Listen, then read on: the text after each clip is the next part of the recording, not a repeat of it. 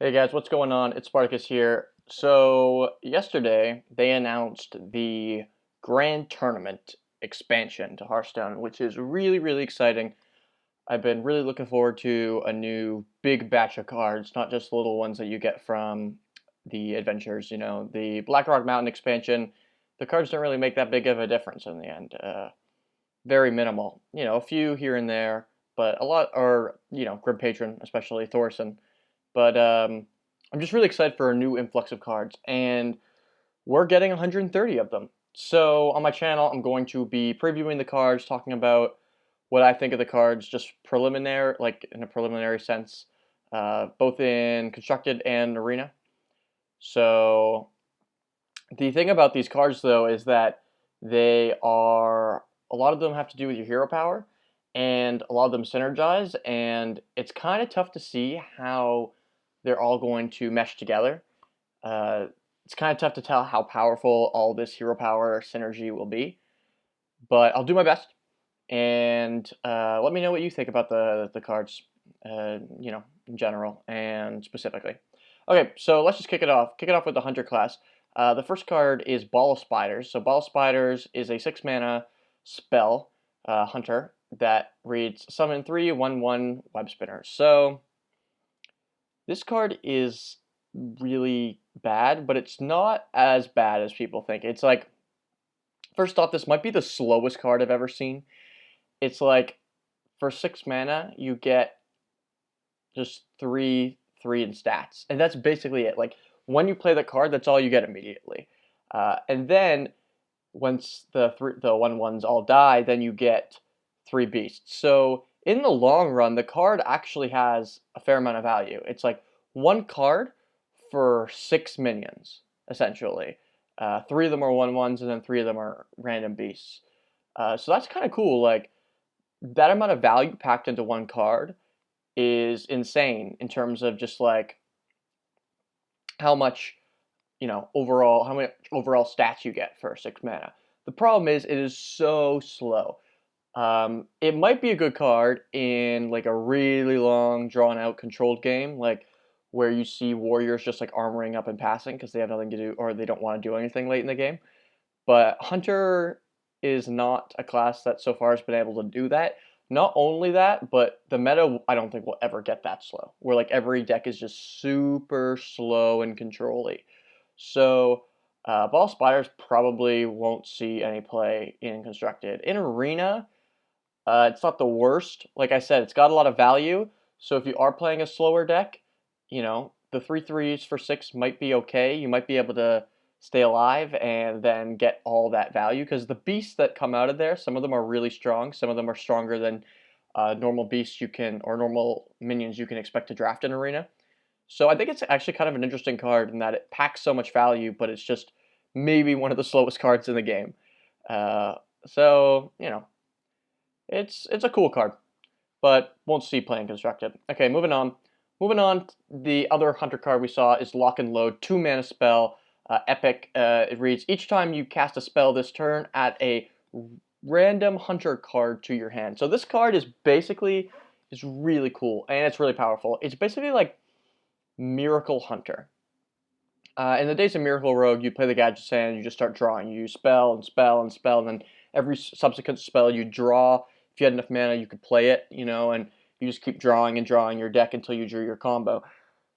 This doesn't really allow you to draw your deck so that you draw your combo, so it's not as good in that sense. Um, and the cards are all random, but it's kind of miracle-like. Like, you can, you know, play this card, and if you have a couple spells in your hand, a couple cheap ones, Hunter's Mark, maybe Tracking, whatever, you can play them, and then maybe you get more cheap spells, or more spells, and then you can just play them, and then you can keep getting more spells, etc., etc., and before you know it, you've used all these spells to clear your opponent's board, and then you're ahead. And this lock and load, that was your whole turn. It's just this sequence, this miracle sequence, and that is really, really cool. Obviously, you can also get Hunter minions, so, you can use this, and if you only have one spell and you get a minion, then that's all you did, and the card's kind of bad. But you'll put this in a deck where you can set up like you have a lot of spells, and you can kind of set up these crazy lock and load turns, and it allows Hunter to play a completely different style instead of this face Hunter, these aggro Hunters. Maybe we'll be able to see some type of combo Hunter, so that is really really cool. Uh, in Arena, if you have a lot of spells, it's better. If you don't, it's worse, but it's probably still pretty good because it's basically like if you have another spell, it's like a 2 mana cycles itself. You get another random hunter card, and sometimes those hunter cards are much more are much stronger than cards you just randomly draft in Arena. Um, if you have two spells, then it's getting value, etc., etc. So very cool card. Looks to be like it's a very powerful card, and it's a type of card that can actually build a new hunter deck, which is the most exciting part. Moving on, we got the mage cards. The first is the Koldara Drake. It's a 6 mana 6/6 epic, and it reads, you can use your hero power any number of times. So this card is really, really powerful and really cool. First off, let's just talk about the body. 6 mana 6/6 is perfectly reasonable. It's better than 6 mana 7/6 because it can't get big game hunted. Really difficult to remove from the board. And then being able to use your hero power any number of times, as we'll see later, you're going to be able to combo this with a lot of existing cards that they're going to put into the game. So it's going to make being able to use your hero power over and over and over again even more powerful than just dealing 1 damage as a mage. So the Koldara Drake seems to be really powerful. The thing is, it does take some time to set up, so it's a little bit slow. So not exactly a card that'll help against aggro in any way, but if your deck has other tools to help against aggro, then this can kind of be part of your win condition to set up,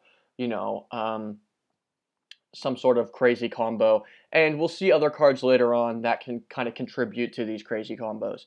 So really, it's like one of those. It's like it's kind of like the Gadget Sand in Miracle type of card. Like it's the engine. This card seems like it could be an engine for a sort of combo hero power mage deck.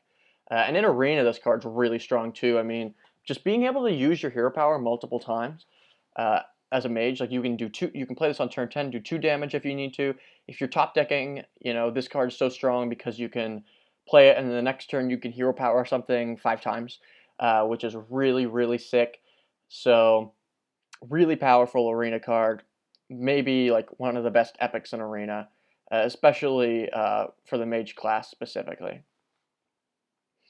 Okay, next mage card, the Fallen Hero. 2 mana 3/2, your hero power deals 1 extra damage. Kind of compared to the Steam Wheel Sniper, which is the Hunter card 2/3, where your hero power gets to target something. So, really cool. Again, in combination with the Caldera Drake that we just saw, you'll be able to deal 10 damage a turn if you have these two cards out and you have 10 mana, which is really powerful. But just in general, kind of like early game tempo plays is where it'll probably be really good. It's like they play a 3/2, and then it's your turn 3 or whatever, and then you play a 3/2 and you coin out a hero power and kill their 3/2, and that's a big tempo change. And this kind of card it's nice. It's nice to have another class low drop, and it certainly could be put in a lot of different types of mages. Mages that want to control the board, mages that want to be aggressive. Those types of mages might be able to use this card. We'll see if it's good enough to make the cut and construct it. It might just not quite be, but because of all this hero power synergy, it would probably be in one of those hero power type decks. And then in Arena, good card. 2 mana 3/2 is already the vanilla, and you're going to get some extra value off of it, which is quite nice. So solid Arena pickup for sure. The last mage card that we saw is Effigy. It's a 3 mana secret, as all mage secrets are. Rare, and when a friendly minion dies, summon a random minion with the same cost. So this is kind of like Mirror Entity.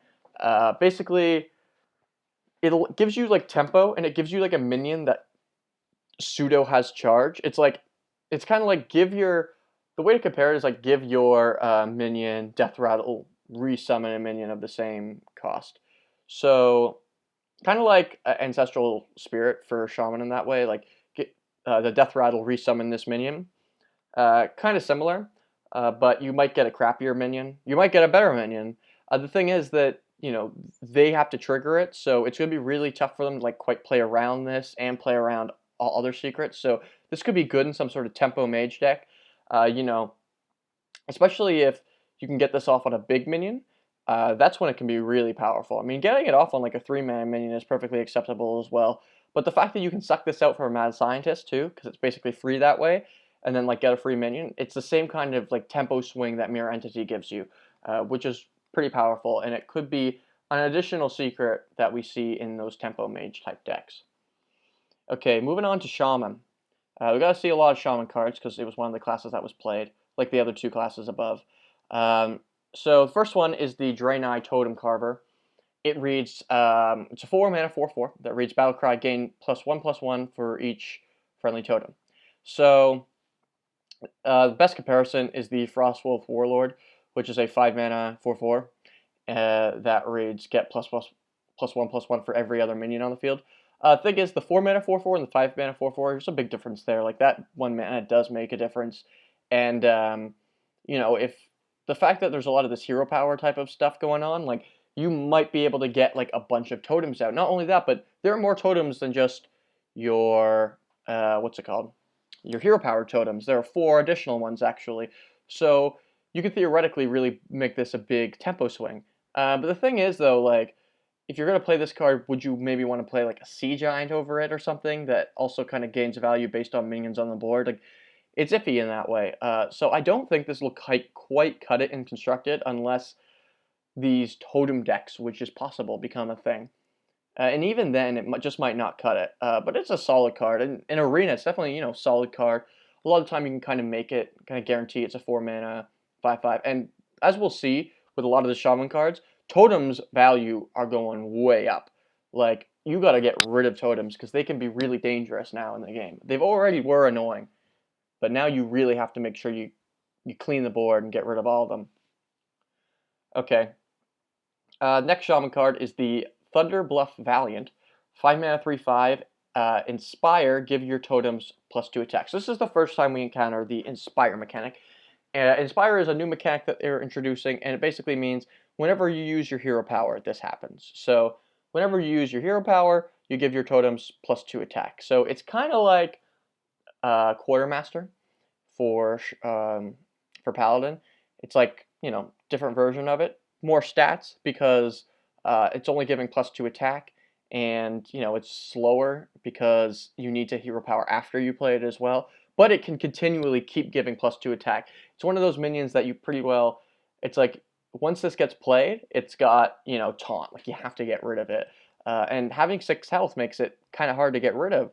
So that kind of minion on the board is really dangerous, and I think this minion will definitely be in those totem decks that'll probably start popping up, and seems relatively powerful. In Arena, again, probably relatively powerful. Lots of totems, and you should be able to buff them up. And again, it's harder to remove things in Arena, so this might be able to stick around a little bit more with that big body. Okay. Next Shaman card, 2-mana Totem. It's a totem, 2-mana 3/4, which is insane. Overload 1, the Totem Golem. So this card's really good. Just being able to have a 3/4 out on turn 2 is really powerful, and then the next turn you can just drop another 2-drop or a totem or whatnot. Having the 1 overload isn't as big a deal on turn 2, like going into turn 3 a lot of the time as Shaman. Shamans don't really like, they play 3-drops, but they're mostly like removal, like Lightning Storm. So you usually aren't playing that on turn 3. They have Feral Spirits, but Feral Spirits is kind of weak these days, so it'll probably be getting cut anyway. So this card looks pretty powerful. Not only that, but it's a totem. So again, another totem being introduced, which gives the class a total of 8 totems. And the final and Totem Golem in Arena, obviously. Fantastic card. So the final Shaman card is the Tuskar Totemic. 3-mana 3/2 Battlecry, summon any random totem. I think this card is, it's fine. It's not great, though. I don't think it'll be that great and constructed. I mean, we'll see how this totem deck looks, but it just seems like it won't quite cut it. The fact that it's a random totem is a little iffy.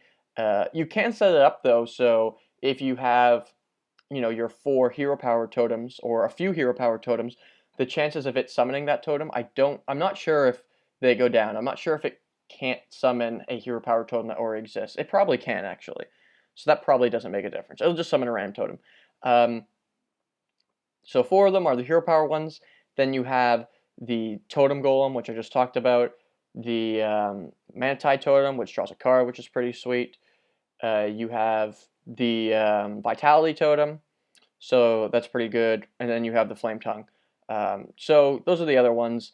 So the stats for the 3 mana are just pretty weak, and I think that's what the problem is. I mean, it's kind of like a 3 mana. Like you can look at it as like a 3 mana 3/4 if you can guarantee like a 0/2 totem coming out.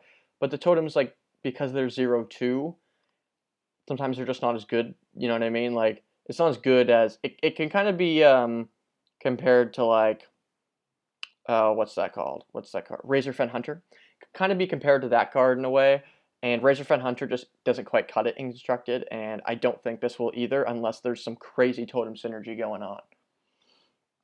In Arena, it's a fine card. It's a fine 3-drop. It's perfectly acceptable. It's not the greatest, but there are worse 3-drops out there, so you'll probably end up picking it as a Shaman. Okay, and then the only rogue card we've seen. So this is a cool card. Poison Blade, 4 mana, 1/3 weapon. Your hero power gives this weapon +1 attack instead of replacing it. So that's pretty cool. Obviously, there are cards that are going to do a lot with hero powers. You're going to be able to play multiple hero powers for a turn. Your hero powers are going to cost less. There's all this hero power synergy, which might make this card pretty good. Here's the problem, though. The problem is that if you're going to play this card, why not just play Assassin's Blade instead? Assassin's Blade is a 5 mana, 3 attack, 4 durability weapon. So for 1 more mana, you can guarantee, without having to combo anything, that you get like this strong weapon. Maybe Poison Blade can be used to just like slowly build up a big weapon over time, but rogues kind of depend on their weapon in general to clear things, so it's tough to justify just holding a weapon and building it up over and over in time. It might be possible that that is a combo that works, but I don't see it happening. I just think this is strictly worse than Assassin's Blade, and that's the main problem with it. In Arena, this card's probably pretty good. You can keep improving your weapon and making it a little bit bigger, but it does only have 3 charges or 3 durability. So I don't know, maybe Captain Greenskin will help this thing out.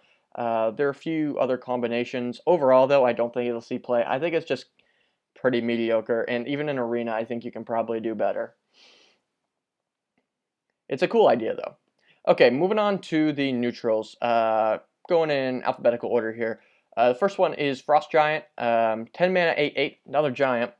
Costs 1 less for each time you use the hero power this game. So basically, that means that it's throughout the whole game. It doesn't just have to be in your hand. So that's pretty cool. It kind of gives a reason for Priest to use hero power on turn 2, even if they don't have to heal anything, which is kind of interesting to me. I've been trying to think about where this card would go. I can't really think of anywhere right now.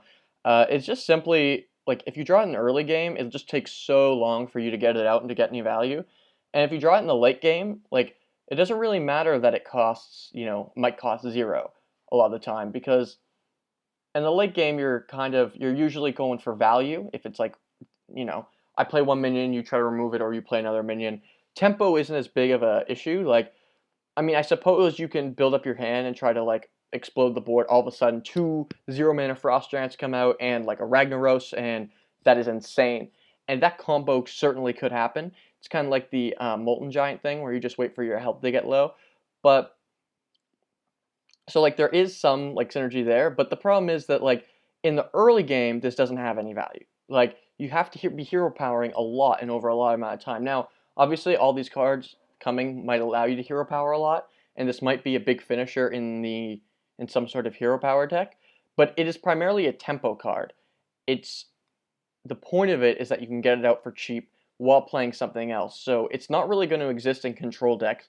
It might exist in some sort of tempo hero power deck, but I wouldn't see this card going into any current deck. So again, kind of just speculation on what we could see with all these cards coming up. And it certainly seems like there will be hero power themed decks. Okay. Another new card, Garrison Commander, 2 mana, 2/3 epic. And it reads, you can use your hero power twice on your turn. That's pretty cool. It's kind of like the Kobara Drake, but you can only use it twice. But this is neutral, so every class can use their hero power twice if they would like. That is really cool, especially comboing with some of the other hero power type cards. They're really pushing like the strength of hero powers, and what usually was like, oh, I have 2 mana, I might as well just click this button or whatever. is now becoming like an active part of your strategy. And this card is going to be something that kind of facilitates that strategy, one of the engines that helps you out with your strategy. Um, so that's why I think it's really good. It's kind of like a key part of this hero power deck. In Arena, it's perfectly fine. 2 mana, 2/3. And hey, like if you can use your hero power twice in a turn, it can get that going for you, then that's great. I also forgot to mention above, the Frost Giant is a great card in Arena. But yeah, this card's also pretty solid in Arena. Okay, moving down. Okay, they've shown us a lot of epics. Kodo Rider, 6 mana, 3/5 epic. Inspire, summon a 3/5 Kodo. So this card, if you play it on turn 8, it is like 8 mana for 6/10, which isn't bad. The thing is, though, if they don't remove the Kodo Rider, this thing can snowball. It's kind of like one of those minions again that has taunt. Like you got to get rid of this thing, or else it's going to go out of control, and it's kind of like a long-term win condition. They keep summoning 3/5s. It's going to get out of order, especially if they use things like the Garrison Commander, which we just saw above. To use your hero power twice per turn, then they can keep summoning these War Kodos over and over and over again, and you can see where these hero power combos kind of start to come into the game, and where these decks might be able to succeed in just swarming the board, kind of how patrons just swarm the board, and use like different ways to do it like that. So a lot of hero power decks seem to be a lot of combo decks, and this card definitely could fit in there. It is a little expensive. 6 mana is not the cheapest. What we have to think about when we think of 6 mana is cards like Thaurissan and Sylvanas are the current ones in the game. A lot of these hero power decks suggest that the game might have to slow down a little bit for them to be viable. But if they can come up with ways to deal with early game pressure, it might be all right. Good card though, and in Arena, probably also a solid 6 drop. Problem is, you just can't play it on 6. You need to combo it with your hero power. Okay, next card is the Lowly Squire. 1 mana, 1/2. Inspire, gain +1 attack. This card's not very good. It won't go into constructed decks. I mean, probably not. Again, like there's always a question looming when it comes to these hero power decks, but I just don't see this as like the best 1-drop. There are better 1-drops out there that aggressive decks will be able to play. The thing is that like if you can use your hero power, this will become like a 2/2, which is a very solid stats for a 1 mana card. But like here, a lot of the time you want to be using cards in the early game if you're an aggressive deck. It's kind of like if you can compare this card to Mana Worm, which is a 1 mana 1/3 that gains an attack whenever you cast a spell. In the early game as a mage, sometimes like you play the Mana Worm, then you Frostbolt their minion, and then it becomes a 2/3, and things snowball from there. You don't really want to be hero powering. You want to be playing your cards because they're usually more powerful than your hero power. So that's why this card is probably not very good. But it is a good card for demonstrating to people how the Inspire mechanic works. In Arena, it's probably not that bad. You can, if you're a Paladin, it's probably better. If you're a Shaman, it's probably better because these are hero powers you'd like to use on turn 2 sometimes. So you can, get 2/2 out there, kind of pseudo 2/2, and then have your 1/1 if you're a Paladin. So it might work out. It's probably not that bad, but it's probably not great. The thing is that 1-drops are like pretty good in Arena. They have a fair amount of value. So Lowly Squire could certainly become like a decent 1-drop. Okay, next card, Maiden of the Lake. 4 mana, 2/6. It is a uncommon minion, and it reads your hero power costs 1 less. So first off, these stats, 4 mana, 2/6, have never been seen before. There's the Snapjaw, which is a 4 mana, 2/7 beast.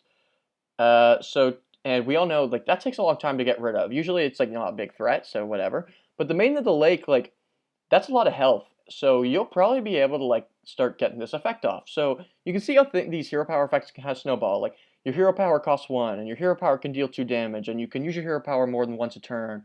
And all of a sudden, these hero power things start to snowball, and and all the Inspire cards that we have, like whenever you use a hero power, their effect goes off, and like you can see all the synergy in these cards and how these hero power decks are going to work, and it's really exciting. And this card certainly could be a part of that. I'm not sure. It might not, but the 2/6 is a good enough body that you can expect it to stick, especially on turn 4, which is really, really good. And that's why I think that Maiden of the Lake is just a solid card in general. In Arena, it's probably not bad either. 2/6 isn't bad stats for a 4-drop, and the fact that you can start to weave in your hero power and make your curve nicer is going to help out a lot. Okay, to my favorite card, my new favorite card that we've seen, uh, the Nexus Champion Sarad. 5 mana for 5, and it has Inspire, add a random spell to your hand. So we saw this a lot in like the show matches, and like especially a combination with the cards that let you use your hero power all the time, and let you use it for cheap and stuff like that. This card can kind of get out of control. If you don't, it's like again another pseudo taunt card. If you don't get rid of this card, a lot of these Inspire cards are kind of like that. Like you got to get rid of them, or else they're just going to keep hero powering and pumping it up. But this card especially, really scary. Keep adding spells to your hand. The way I look at a spell, a random spell, is it's not quite a card. It's not quite drawing a card, I mean. Because drawing a card, that card was put in your deck for a specific purpose. It obviously works well with your deck. It's probably fairly strong. And Sarad can sometimes draw spells that you just frankly don't need or care about. The thing is, though, that sometimes you can draw spells that aren't even part of your class and that you would have in your deck otherwise. I kind of think of it as like maybe like 0.8, 0.75 a card, which is still very strong, especially because, all you're doing is using your hero power, and a lot of the time you probably want to use your hero power, or it's like worthwhile, especially with all the other combo cards. So, pretty cool stuff here from the Nexus Champion, and like really interesting card. A little bit slow. Obviously, it takes a while for these things to kind of like start to snowball. But if this thing can't be removed and you can find a way to use multiple hero powers the next turn, you're just gonna. It's like it becomes your win condition. This card, which is what's really cool. If you can combo it, this card can just win you the game, and that's really powerful. In Arena, it should also be pretty powerful. Not to mention, which I haven't mentioned, the stats 4/5 are fairly good. Like that's not easy to just get rid of. So yeah, in Arena, it should also be pretty good. 4 mana or 5 mana 4/5, and then random spells in Arena are much more valuable because sometimes you don't have the pick out of nowhere, uh, and that's pretty cool. So yeah, next champion Sarad looks to be maybe the strongest card we've seen so far. Okay, moving on down. Second last one here that we saw was the Silverhand Regent, or that we've seen so far. 3 mana 3/3. Inspire. Summon a 1/1 Silverhand Recruit. So it's worth noting that this is a neutral minion, uh, and since it's neutral, looks like a lot of classes might have the opportunity to get 1/1 recruits. So again, another Inspire thing, another combo to use another incentive to use your hero power to make these hero power decks. Like, oh, you did your hero power, you armored up. Oh, you also get a 1/1. And I think that's really cool. And I'm not sure if this card will quite cut it in those decks, but it'll certainly be in some of like the more basic Inspire decks. Less of the higher level ones. And it'll also be a fairly solid card in Arena. 3 mana 3/3 is it's not the greatest, but it's fine. And being able to just keep spawning 1/1s while you do your hero power is also very cool. So again, these Inspire cards, the first thing that comes to mind with them is Snowball. They will snowball.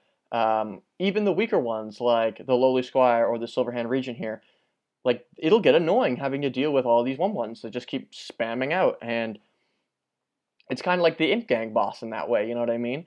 Ink Gang boss obviously is better because it doesn't need any, help to spam out these 1/1s. It just does it on its own, but it's still annoying, and we can see how we've seen from the Ink Gang boss how Silverhand Regent, this kind of design can get annoying with all these 1/1s. And in Paladin, I mean, you can combo the 1/1s with, some secrets like Avenge, and obviously the Quartermaster. So this card could go in some sort of Paladin deck, especially. Um, some sort of hero power Paladin deck. And Paladin is one of those classes that I think will be most likely to use these hero power things because the 1/1 like is always quite nice. Like always like, oh, 1/1, sure, let's make a little dude. And being able to make all these dudes all the time and like have them cheap and whatnot seems pretty cool. Okay, and final card, legendary Captain or Sky Captain Crag, and 7 mana 4/6. He has charge, which is a pirate joke, and it costs 1 less for each friendly pirate. So this card's probably not very good. it basically needs to be in a pirate deck because a 7 mana 4/6 charge is not good. Look at it like this: an 8 mana 4/9 charge is Grommash, who also has the you know +6 in rage. So for 7 mana, just having a 4/6 charge is completely unacceptable. So you have to have friendly pirates, which means it's not from your hand or anything. They have to be on the board, which is kind of tough. I'm personally don't have that much experience with pirate decks, but like having like a bunch of pirates on the board, even having this like be okay, like a 5 mana 4/6 charge is very good, obviously, and a 6 mana 4/6 charge is like acceptable. So I guess even having one pirate down is all right, but I don't know if it's quite good enough to justify like in being in constructed. And the fact that pirate decks don't work yet, I think this card isn't going to tip that over the scales. You need more pirate cards. So we'll see. Perhaps there will be more pirate cards to help out this sort of pirate theme. But this card alone isn't going to do it. It is cool though, and hopefully we'll see some more pirates and maybe see some sort of viable pirate deck. So that's all for now. I'll be coming back next week with all the cards that have been released to that date. They're going to be releasing a lot of them during that time. We'll see all 130 of them before it comes out next month. Don't know the exact date it's coming out, but hopefully not too late into the month. I'm really excited to play with these cards and see what they can actually do. See if maybe my predictions are right or if I was totally off. So thanks for watching, and I will see you later.